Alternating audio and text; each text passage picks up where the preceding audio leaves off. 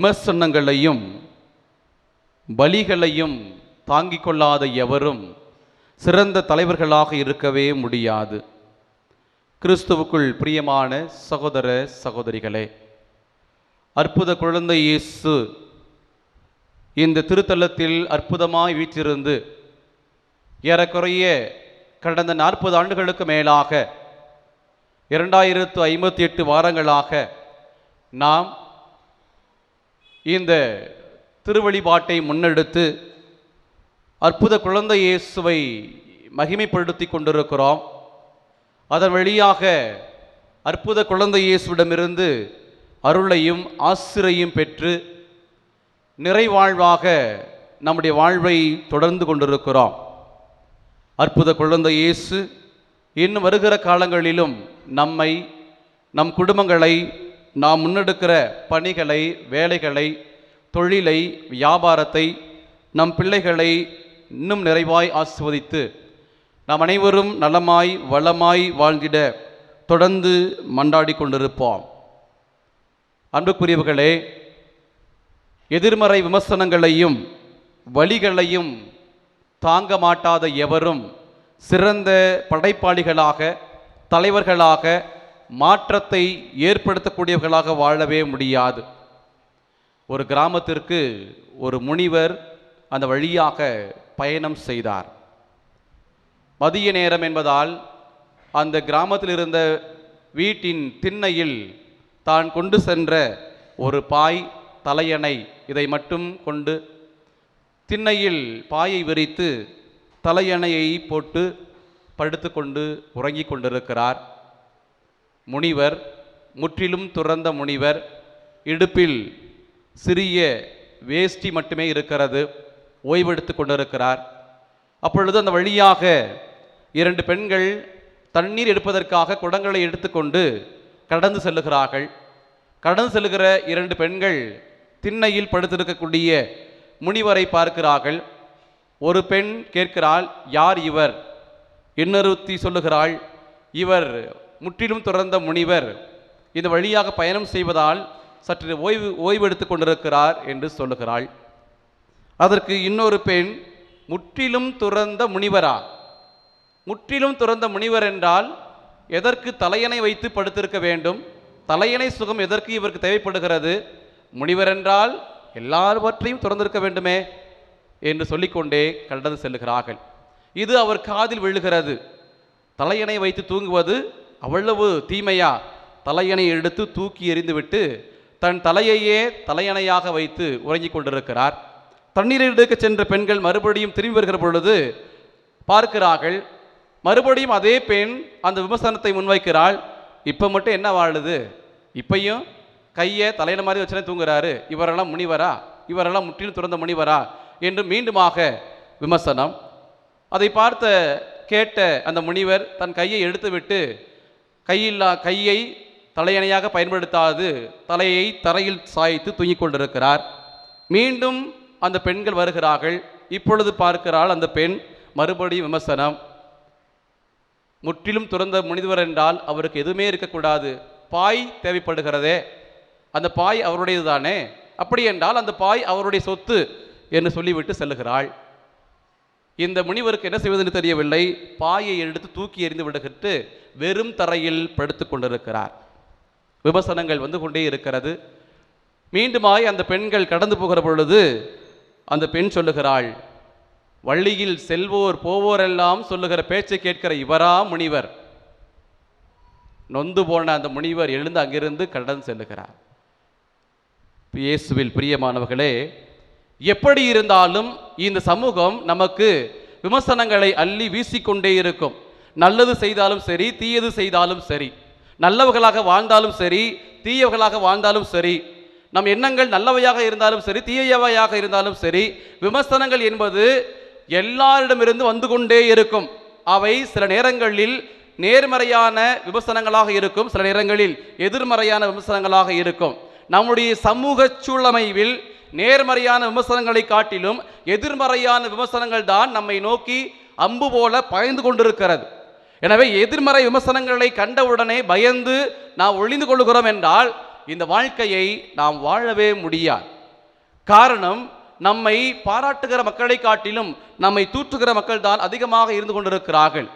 இந்த தூற்றல், ஏச்சுக்கள், பேச்சுக்கள், எதிர்மறை விமர்சனங்கள் என்பது ஏதோ நமக்கு மட்டும் வருவது என்று அல்ல. 2000 ஆண்டுகளுக்கு முன்பாக இயேசு வாழ்ந்த காலத்தில் இயேசு சந்தித்த மிகப்பெரிய சவால்களில் ஒன்று இந்த எதிர்மறை விமர்சனங்கள். இன்று அழகாக நற்செய்தி பகுதியானது நமக்கு படம் பிடித்து காட்டுகிறது. ஆண்டவர் இயேசு ஒருவருக்கு பேயை விரட்டுகிறார். அந்த மனிதன் பேய் பிடித்து பேச்சிழந்து பேச இயலாது தன் வாழ்க்கையை தொலைத்தவனாக நிற்கதியாக நிற்கிறான். அவனுடைய அவல நிலையை கண்ட ஆண்டவர் இயேசு அவன் அருகில் சென்று பேயை விரட்டுகிறார். பேய் வெளியேறுகிறது. அவன் அருமையாக பேச தொடங்குகிறான்.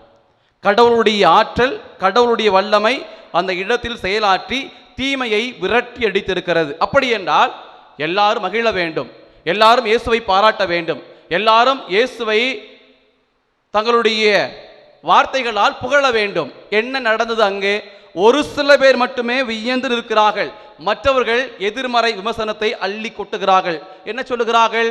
இவன் பேய்களின் தலைவனாகிய பெயல்செபூலை கொண்டு பேய்களை ஓட்டுகிறான், இவன் நல்லவன் அல்ல, இவனும் தீயவனே, இவனும் தீமையினுடைய உருவத்தை தன்னோடு வைத்துக் கொண்டிருக்கிறான் என்று இயேசுவை பாராட்ட மனமில்லாத அந்த மக்கள் கூட்டம், பரிசேய கூட்டம் இயேசுவுக்கு எதிராக எதிர்மறை விமர்சனங்களை அள்ளி கொட்டுகிறது.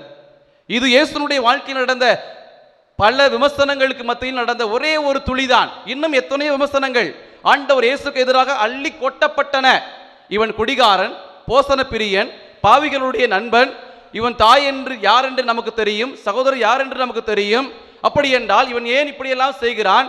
எங்கிருந்து இவனுக்கு இப்படிப்பட்ட ஞானம், வல்லமை கிடைத்தது என்கிற பெரும் கேள்விகளோடு ஆண்டவர் இயேசுவை எதிர்மறை விமர்சனங்களால் அள்ளி வீசிக்கொண்டே இருக்கிறார்கள்.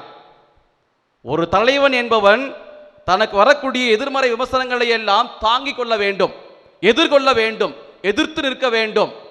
எந்த சூழ்நிலையிலும் பின்வாங்குவதல் சிறந்த தலைவனுக்கு சிறந்த அடையாளமாக இருக்கவே முடியாது. இயேசு எதிர்த்து நிற்கிறார், துணிந்து நிற்கிறார். இந்த சமூகம் இப்படித்தான் பேசும், இந்த சமூகம் இப்படித்தான் வசைபாடும். நல்லது செய்தாலும் மீண்டுமாக நமக்கு எதிராக இவங்க சூழ்ச்சி செய்வார்கள் என்பதை அறிந்திருந்த இயேசு தன்னுடைய நன்மைத்தனத்திலிருந்து சிறிதும் குறைவுபடவே இல்லை. செல்லுகிற இடமெல்லாம் நன்மையை செய்து கொண்டே செல்லுகிறார். எங்கெல்லாம் மக்களுக்கு உதவி தேவைப்படுகிறதோ அங்கெல்லாம் ஓடி சென்று உதவி செய்கிறார். குருடருக்கு பார்வை கொடுக்கிறார், முடவனை நடக்க செய்கிறார், பசித்தவருக்கு உணவு கொடுக்கிறார், இறந்தவர்களை உயிர் பெற்றச் செய்கிறார், நோயினால் பாதிக்கப்பட்டவர்களுக்கு உடல் சுகத்தை கொடுக்கிறார். இதுதான் ஆண்டவர் இயேசு. இந்த மக்கள் என்னை வசைபாடுகிறார்கள், இந்த மக்கள் என்னை தூற்றுகிறார்கள், இனி நான் செல்ல மாட்டேன், நான் பணி செய்ய மாட்டேன், இவர்கள் எனக்கு தேவையே இல்லை என்று ஆண்டவர் இயேசு ஒருபோதும் முணுமுணுத்ததில்லை. தன்னுடைய பணியை நிறுத்தி கொண்டதே இல்லை. முதல் வாசகத்திலே வாசித்து கேட்டோமே, இறைவாக்கு எரேமியாவுக்கு கடவுள் சொல்லுகிறார், இதோ இந்த மக்கள் வணங்கா கழுத்துடையவர்கள், தொடக்கம் முதல் இவர்களுக்காக நான் பல இறைவாக்கினர்களை அனுப்பி கொண்டே இருக்கிறேன், இவர்கள் என்னுடைய இறைவாக்கினர்களை ஏற்றுக்கொள்ளவே இல்லை, தூக்கி எறிகிறார்கள், கல்லால் எறிகிறார்கள், வசைபாடுகிறார்கள், கொலை செய்கிறார்கள், இந்த மக்களுடைய உள்ளம் கொழுத்து போயிருக்கிறது, கல்லாய் மாறி போயிருக்கிறது என்று முதல் வாசகத்திலே இறைவாக்கினர் எரேமியா தன்னுடைய ஆதங்கத்தை வெளிப்படுத்துகிறார். ஆனாலும் நான் விடுவதாக இல்லை, மீண்டுமாக இவர்களை நான் மாற்றிக்கொண்டே இருப்பேன் என்கிற செய்தியை எரேமியா இறைவாக்கினர் மக்களுக்கு சொல்லிக் கொண்டிருக்கிறார். அன்புக்குரியவர்களே, இதுதான் மக்களுடைய மனநிலை.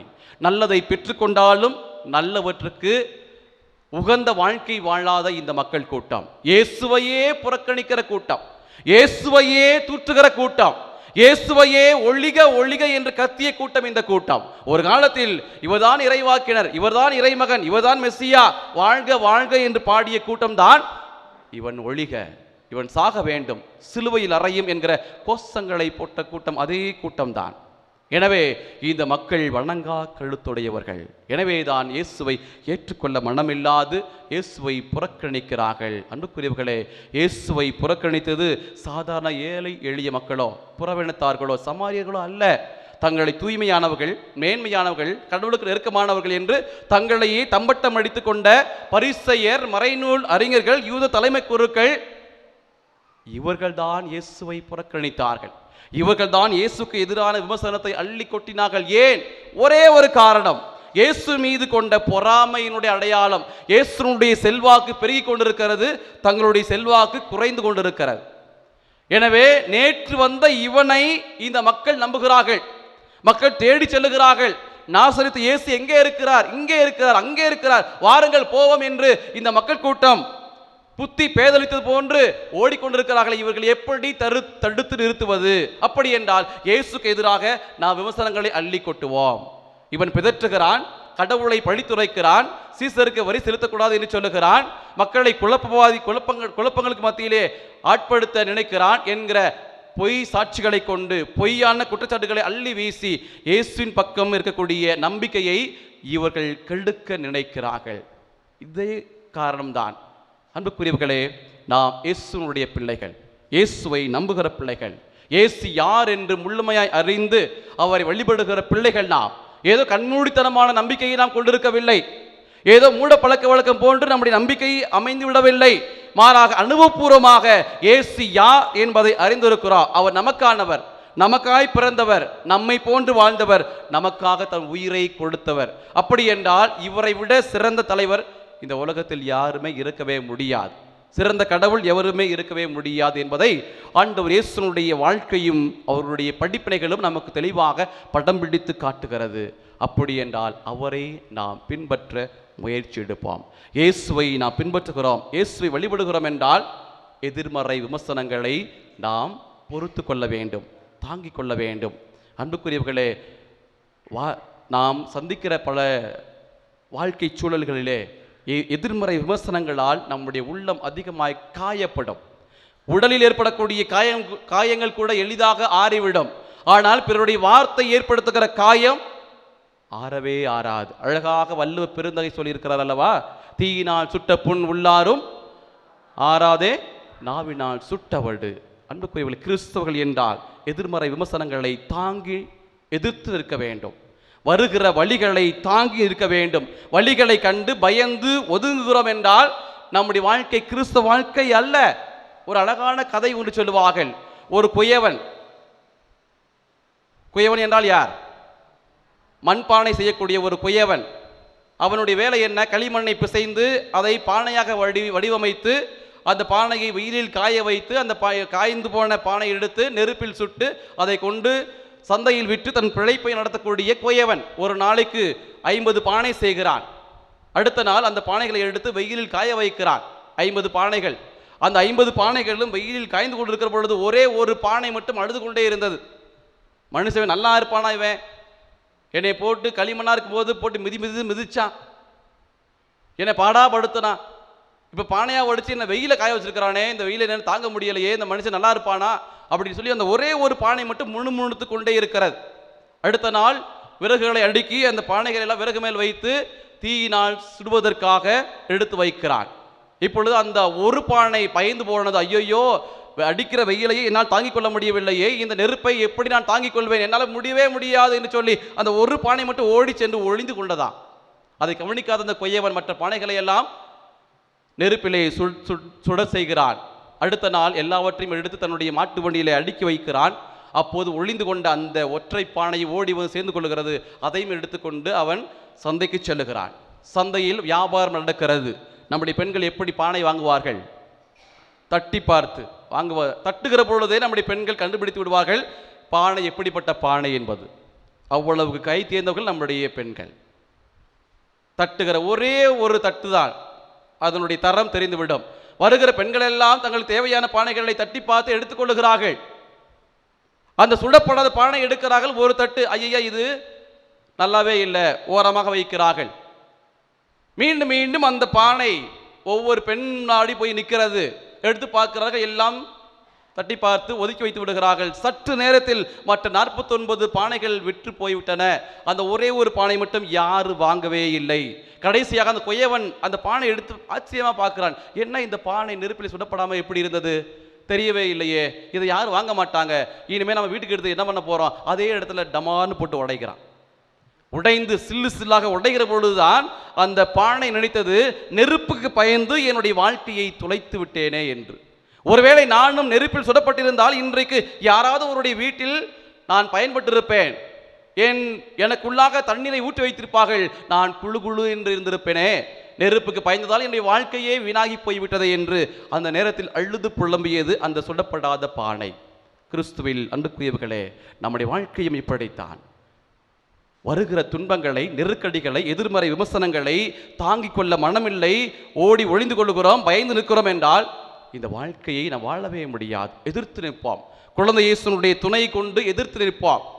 குழந்தை இயேசு நம் கூடவே இருக்கிறார், நம்மை அரவணைப்பார், நம்மை தாங்கி செல்வார். அவர் நம்மை ஒருபோதும் கைவிடவே மாட்டார். இந்த நம்பிக்கை நமக்கு இருக்கிறது என்றால் இந்த வாழ்க்கையை இன்னும் வள்ளமாக வாழ்வோம், செழுமையாக வாழ்வோம். அதைத்தான் ஆண்டவர் இயேசு இன்று நமக்கு அறிவுறுத்துகிறார். எதிர்த்து நில்லுங்கள், தீமைகளை எதிர்த்து நில்லுங்கள், நான் உங்கள் கூடவே இருக்கிறேன், வெற்றி உங்கள் வசமாகும் என்கிற சிந்தனையோடு கடந்து செல்வோம். ஆமேன்.